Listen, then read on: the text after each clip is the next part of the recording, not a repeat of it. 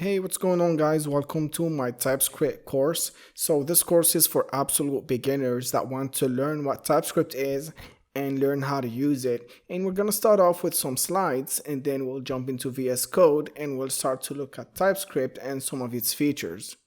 Let's start off by defining what TypeScript actually is.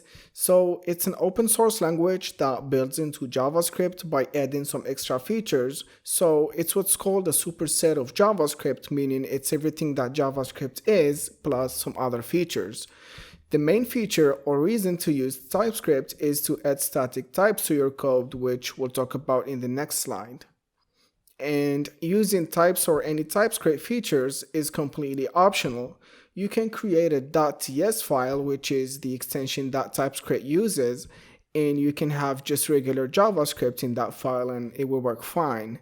And the reason for that is all TypeScript files get compiled down to regular JavaScript.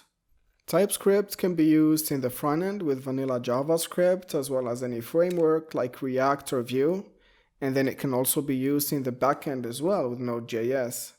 And as far as features, obviously the biggest feature is having static types, but you also have most of the features that are included in ES6, ES7, things like classes, arrow function, etc.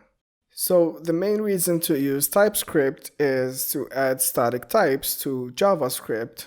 So let's talk a little bit about what that means. Now, in programming, you have dynamically typed languages and you have statically typed languages. So dynamically typed languages like JavaScript, the types are associated with runtime values and not explicitly named in your code, meaning that if you create a variable, let's say called name, and you assign to it a string value, you don't specify in JavaScript that that variable is a string. In statically typed languages, you explicitly assign types to variables, whether that's a string, a number, or a boolean. And function parameters and function return values can also have types as well. So you would declare that same name variable as a string. Now, some examples of statically typed languages are C, C++, Java, Golang, and some examples of dynamically typed languages are JavaScript, Ruby, Python, and PHP. So if you know C, C++, or any of these other statically typed languages, this should come really easy to you and you should understand it pretty well. So as far as the pros, TypeScript makes your code more robust as all your variable types are defined. This also allows you to easily spot bugs at an early stage that you might have missed if not using types.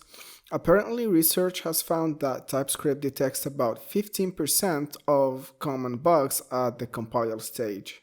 Predictability, also a plus. If you define something as a string, it stays as a string, and this helps things just run as initially intended.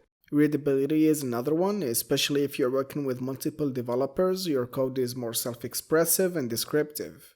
TypeScript is also very popular, and according to the Stack Overflow language survey, it was the second most loved language in 2021.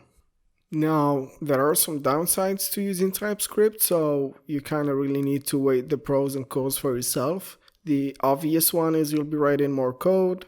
Sometimes we just want to get things done quickly and cut out any unnecessary code or things that we don't need. Writing more code also requires you to learn more, so obviously to use TypeScript, you have to learn it first, which takes time. Required compilation, so browsers don't read .ts files or TypeScript files, so you have an extra step in there where you're compiling your TypeScript down to JavaScript. The good news is if you're using something like React App or Next.js and a lot of other tooling, you can opt to just use TypeScript and it will be all set up for you to transpile your code down to JavaScript. That's pretty much the gist of TypeScript. Please don't forget to share and like, and I'll see you in the next one.